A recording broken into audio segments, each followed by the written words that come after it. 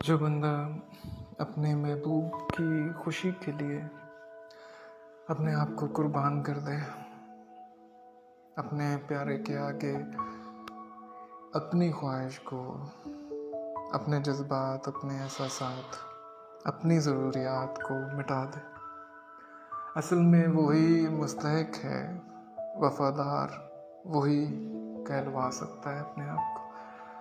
और अगली बात यह है कि जो वफादार होता है वो चाहता नहीं, उसको ज़रूरत नहीं होती कि लोग उसकी वफा का तज़किरा करें।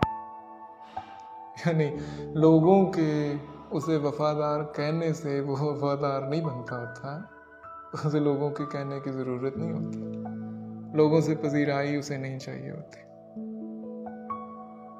जो खुद सूरज हो उसको कोई अंधा अगर रोशनी वाला नहीं भी समझता तो ये उसका फॉल्ट है, सूरज का तो नहीं। सूरज में कोई ऐब नहीं आने वाला, चांद में कोई ऐब नहीं आने वाला, वो रोशनी का मंबा है तो बस है।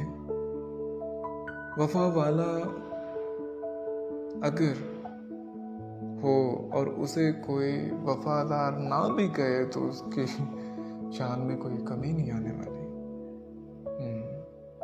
असल में जो मुस्तहिक होता है उसे हक नहीं चाहिए होता, बल्कि वो तो अपना हक भी दूसरे को दे देता होता। ये अलग सी बात है, बस राज की बात है। वफा वाला, वफादार, मोहब्बत वाला, मोहब्बत करने वाला, ये एक ही है। मोहब्बत करने वाला, वफा करने वाला बांटना चाहता होता है, मोहब्बतें बांटता है, उसका हाथ खुला होता, दिल सखी होता, वो चीज़ें देता है, लेता नहीं, खुशियाँ बखेरता है, खुशियाँ बांटता है, मांगता नहीं किसी से, मोहताज नहीं होता, वो गनी होता है, करीम होता है, सखावत करता होता है।